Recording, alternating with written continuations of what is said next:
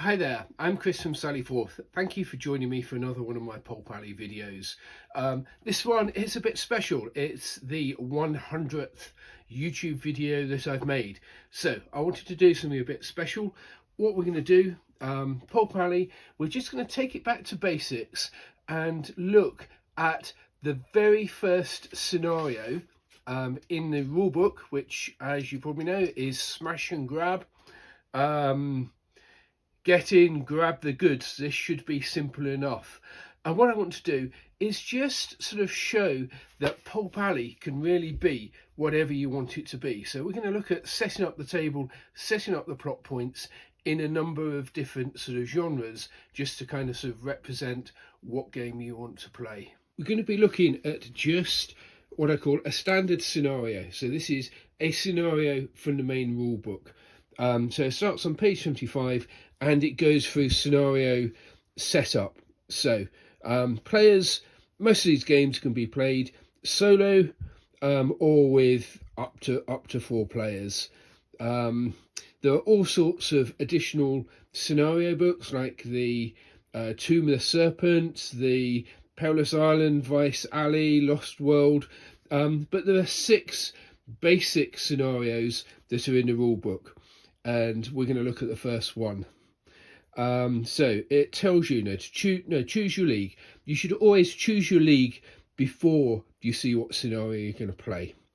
You then set up the terrain, 7 to 12 pieces on a 3-foot square table, and you've got to be able to identify any special areas or obstacles which are going to be perilous, difficult, deep water, and so on. So we will have a look at that. And we then deploy the plot points, roll to see who's going to be the director, and deploy our leagues. So let's cut to the table and get started with our first genre. This first game board is going to be some ruins, and I'm going to start off with a ruined temple or sort of building in the centre. I like terrain to be pretty dense. So the guideline says 7 to 12 pieces of scenery, and I'm going to go 7 to 12 pieces, and I'm going to go with the full 12 pieces, and I'm just kind of laying them out. Now we don't know which side we're going to deploy, where the plot points are going to be. I just like to put a board together that looks visually interesting, that it could tell a story. So I guess sort of ruins. They could even be that grim, dark sci-fi world where everybody lives in ruined cathedrals.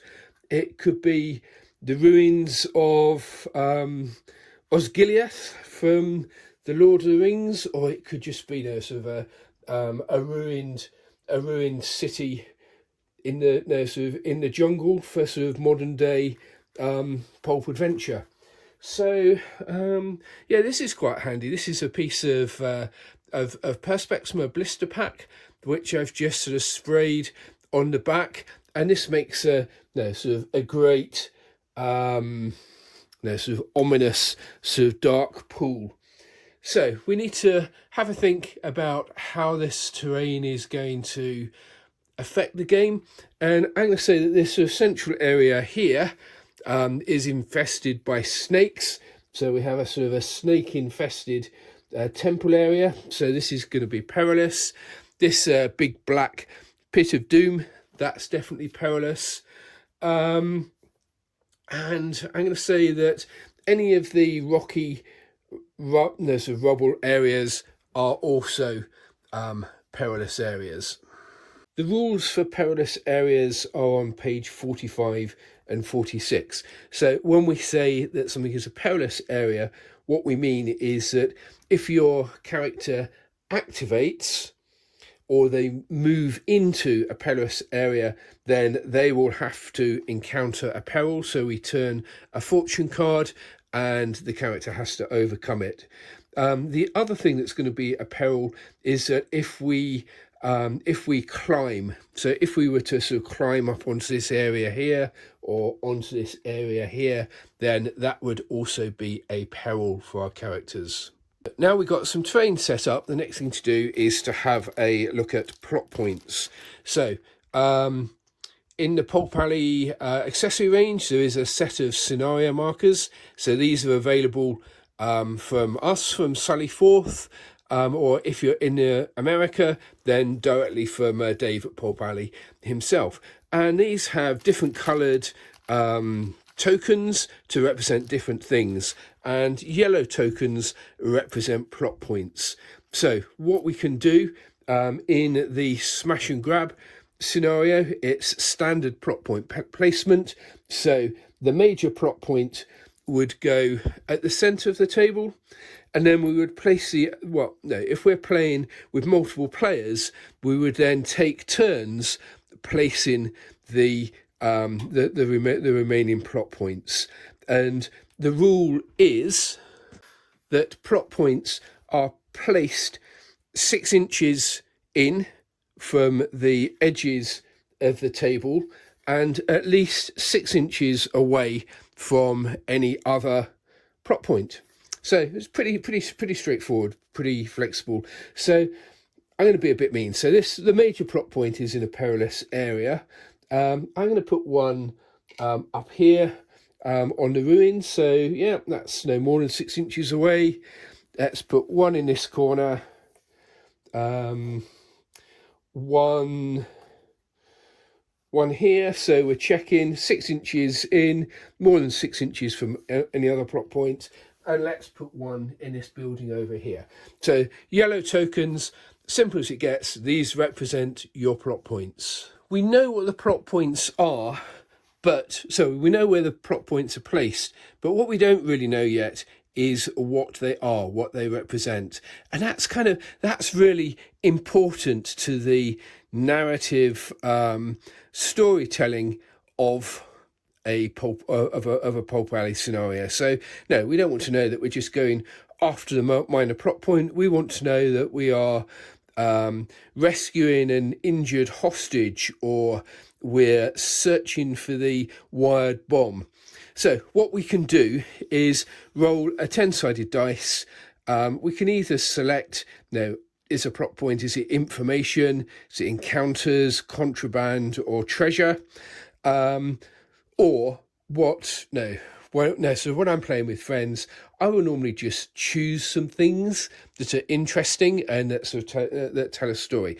But let's say that, this looks like the kind of place where you could go searching for treasure. So the major plot point, I'm going to roll myself a d10, and I've got an 8. So an 8 is a jade disc, and we would write these down for future reference. Over in the corner there, number 2, that's a gold monkey. We could tell some tales about that. Up in the ruins we have, so that's an 8. So maybe if we roll it again, we'll have a look and see from another table what an 8 would be. So 8, abandoned weapons. And the last one over here, we've rolled a 6, so it's a jeweled orb. We have a gold monkey, an abandoned weapon, looks like it could be a sort of a mystical dagger, and a jade statue. I'm thinking that this setting, Ruined City, could be used for traditional pulp. It could be a ruined city in the desert somewhere. So I'm going to put a game together with the sort of Dundee explorers versus some evil cultists. So one of the first things that we do is to roll a random event for each player. So let's have a look here. Roll a d10. So Dundee scholars, they have an 8. So this gives them a friendly local. They're sort of a guide, or someone is sort of wandering around, and they're going to help them out. So this could be either a brawler, a shooter, an animal, or a scout. So these are different types of level 1 backup characters, and the evil cultists, they've rolled a 2. So that means that there's low visibility. Maybe there's sort of a thick, mysterious mist that is that's rising from the ruins. We have our 2 leaders here, sort of Dundee. So he's going to roll for initiative. The rule book says roll a d6. Now this is one of the things where I deviate, because I think the bigger the dice that you've got, the less likely you are to both roll the same number. So I'm rolling a d10 for Dundee, and our evil cultist priest has rolled a 5. So the cultists are going to be it's going to be the director. They're going to choose which side that they want to deploy. In the smash and grab scenario, then the deployment is you choose a side and you can set your figures up 6 inches in. So it doesn't necessarily have to be opposite sides. It can be more interesting if it's sort of adjacent sides. So the cult are going to I think they're going to plan to head off towards that sort of major plot point. So I'm going to set my leader up there, and you also have to make sure you set up at least 6 inches away from any plot point. So my sidekick is going to set up there, and my allies are just going to be kind of around to back him up. And then my Dundee explorers are going to set up on this side as well. So these are all pretty powerful. They're sort of all pretty powerful characters that can go over after plot points by themselves. So I think it looks like this one in this corner is going to be contested pretty early on. So to avoid confusion, I use a sort of a token to see who is the director. So I'm going to put it over on this side so that we know that the cultists have the initiative. The player playing the cultist would then start by deciding whether to activate one of the characters in his league first, or to pass it over to the opponent, and then the opponent would choose which character from their league they wanted to activate next. So I'm gonna clear this away quickly and put another mat and some terrain, and let's look at how it would look on a different genre. We're now going to look at the same scenario, smash and grab, but in a different sort of different setting, different genre. So I've put down a battle mat. It's got some sort of canals. It's got some flagstone. We'll put some buildings and some bits and pieces down. Quite often I use this for Venice, but today we're looking at putting together a secret German research station where the occult division of the Third Reich are working with the deep ones for something which isn't going to turn out well for the Allies unless our agents can get there and stop it. Okay, so let's put some buildings down. We've got some austere looking sort of German barrack blocks. We're going to need a bit of a bridge to get across the water here, so we'll have a sort of once again a pretty austere looking concrete bridge. Some more buildings. There's maybe an admin block and a couple more. I don't know, maybe this is where they're keeping research subjects, or this is where their sort of investigations are taking place. So we've got some buildings. I think that this is going to be very well guarded. So I think we'll have a kind of a sentry box that side of the river. And what I'm thinking is that this area here, this is sort of island, this is where the really sort of scary research goes on. So we'll have a couple of sentry boxes guarding the way across the bridge. So a bit of a pontoon, and I think because the Germans are dealing, with the deep ones and this sort of thing, they're going to have sort of a number of motorboats around for getting around as part of their research.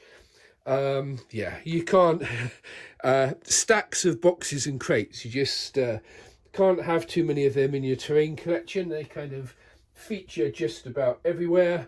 I think so. Jerry is going to be bringing his stuff in a truck, so we'll have there's a parked truck over there, and I think this is looking like this could be a fun board to play on. One of our first decisions is going to be what is what is perilous. So this is all deep water. So unless you have the amphibious ability, then this is going to be certainly a perilous area.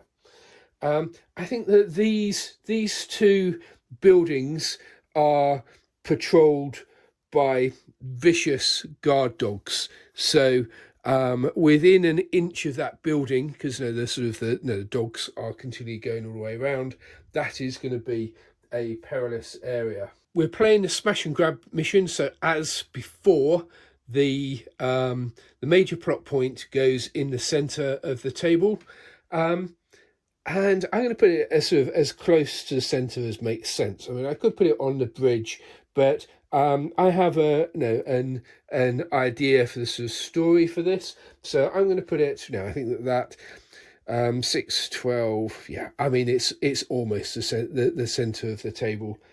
I'm going to put one in that boat there. That's more than 6 inches away. Maybe one down on the quayside here, and a couple. So we need to make sure that they're 6 inches in from the edge of the table, so we could have one outside there, and maybe one here in this sort of area with the truck. So we've got our 5 plot points spread around. As we said on our previous setup, we could roll, and some of these sort of things, the sort of sleeping guard that fits in, concealed rifles, camouflage munitions. So I think I would be rolling a lot on this contraband table, but what I'm going to do is just sort of choose some bits and pieces that I like. So my major plot point is going to be that there's a famous archaeologist who has been captured and is maybe going to be part of these evil experiments, and his good lady accomplice.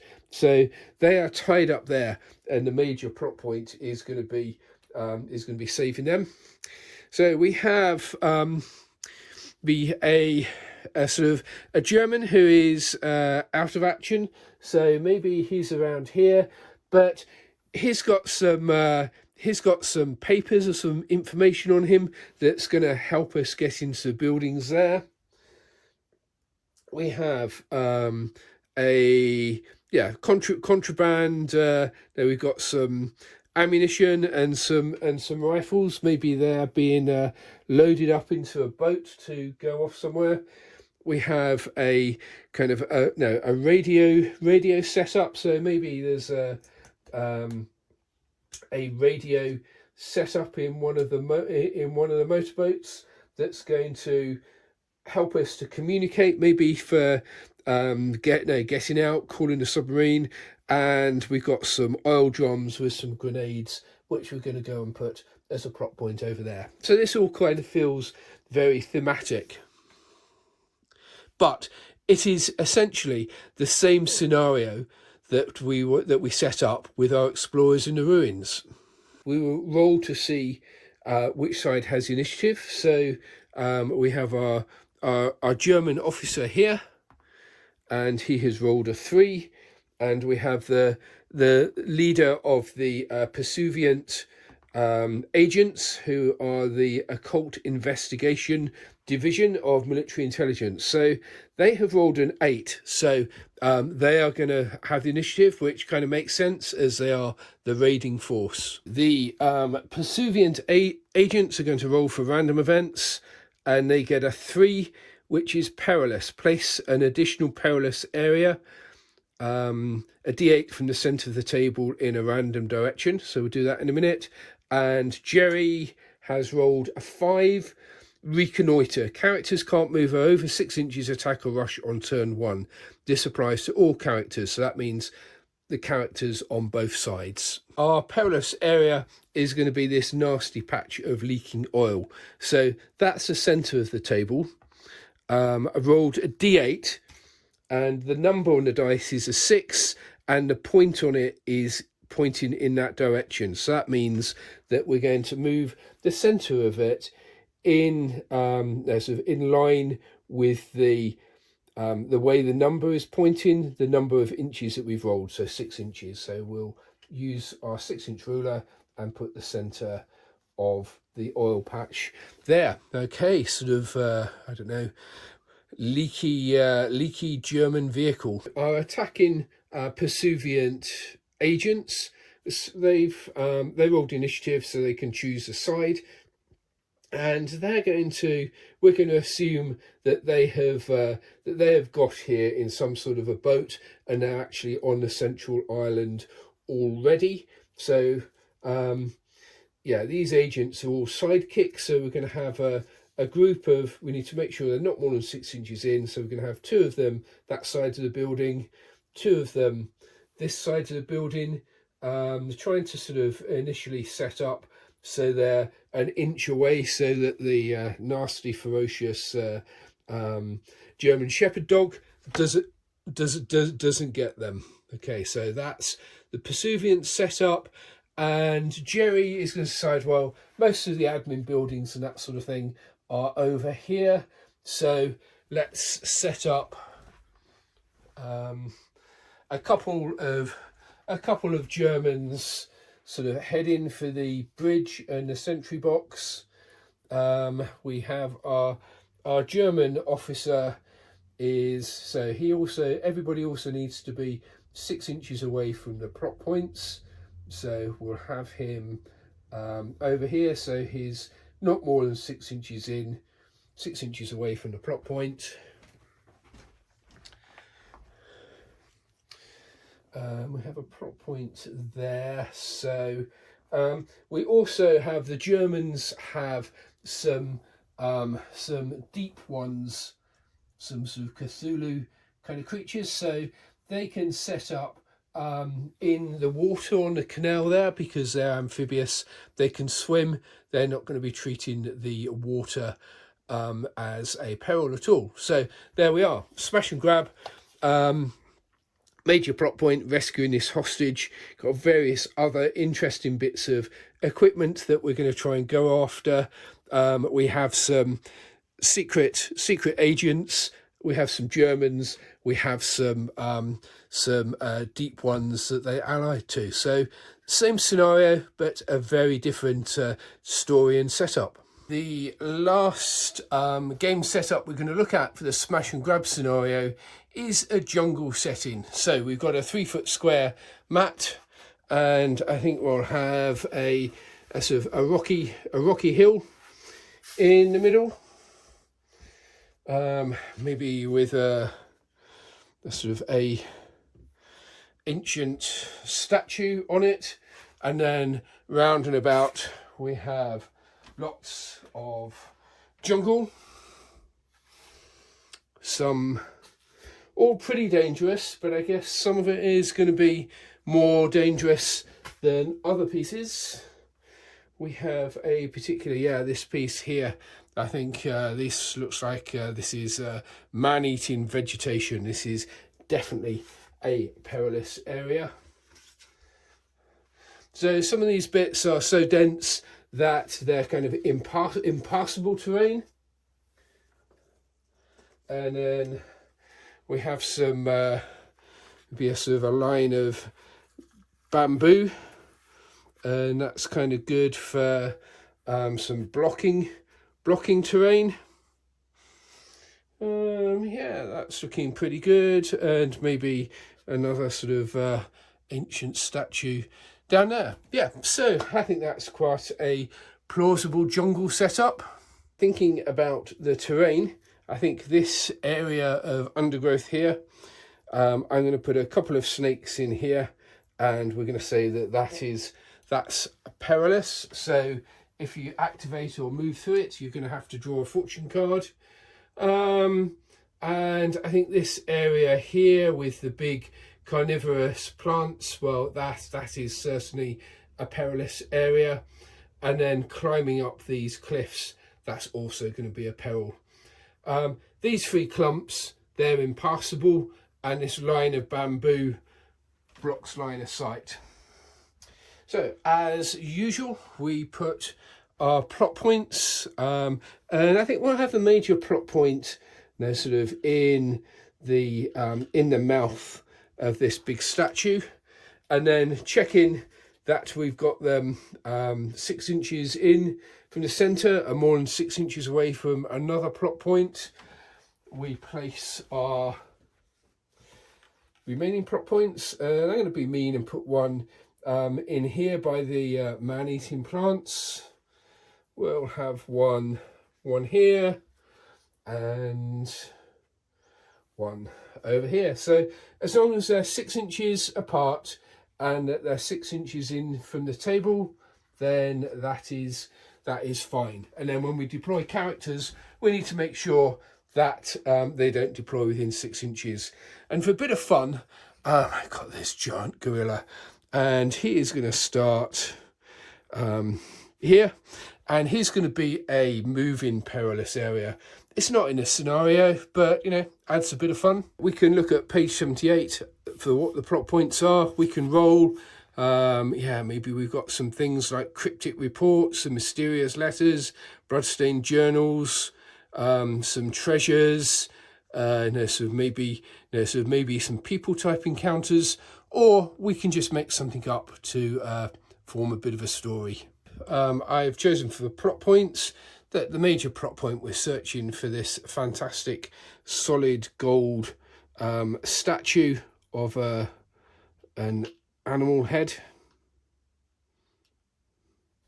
Okay, so that is the main treasure. Then we have this ancient and mysterious stone with runic markings. Have that there. So if you're playing with somebody else, you're going to be taking it in turns placing these. So we have a case of danger explosives, a ancient skull, which obviously has a carved message or a map stuck in the eye socket or something like. Place that over there, and then so a previous explorer has abandoned this suitcase, and we hope to find some clues. So let's put that there. And I think we're ready to get some leagues out and see how we might play. In this game, in the red corner, we have a league of sentient lizard folk. These are made by Wargaming Atlantic. In the blue corner, we have a league of tribal warriors. Okay, so these are from North Star. They're sort of Frostgrave, Ghost Archipelago tribals.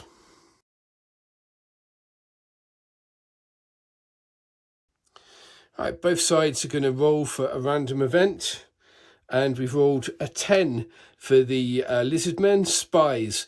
At the start of turn 1, you may examine the fortune hand of one other player of your choice. And for the tribal warriors, we have 3 perilous. Place an additional perilous area D8 from the centre of the table in a random direction. The tribal player would roll their D8, and that's a 2 in that direction. So it looks like we're going to have a big black pool of dangerous stuff just to the side of where our major plot point is. We're now going to roll to see who is the director. So I'm going to roll for the lizardmen, and they get 8, and the tribal warriors got 1. Okay, so the lizardmen are going to decide where they want to set up, and we're going to, I think, sort of use the shielding of this bamboo. So measure 6 inches in, and we can deploy anywhere along this side up to 6 inches in. Okay, so that's Oh, and we need to make sure that we are at least 6 inches away from any plot points. So we could have a character over there ready to go for that plot point. The tribal player is going to come on from the left hand side. Maybe, yeah, there's a plot point here, a plot point there. That's maybe worth going for. So have a couple of characters who need to be 6 inches away from a plot point, and it can be up to 6 inches in. So that's a valid deployment. And then, yeah, I think the rest are going to go the other side of this jungle and challenge the lizard men for this plot point here.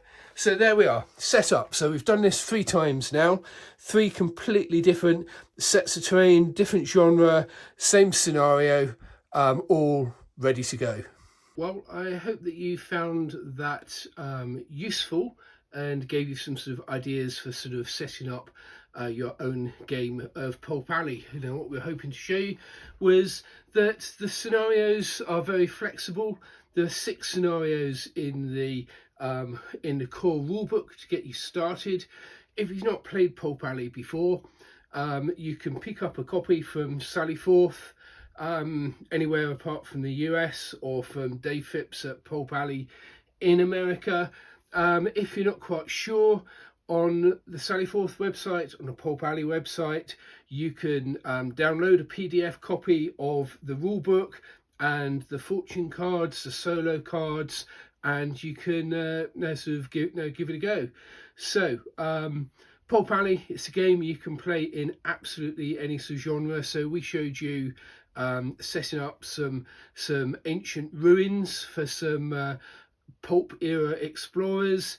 We set up a jungle for some tribal versus lizard men, and then we set up a bit of a World War II German secret research base with our sort of our pursuivant agents and sort of Germans and deep ones. So we could have taken the same smash and grab scenario, we could have put it in 1920s sort of New York for sort of for gangsters. We could have put it on Tatooine for Star Wars. We could have put it in the middle of Havelock for Judge Dredd.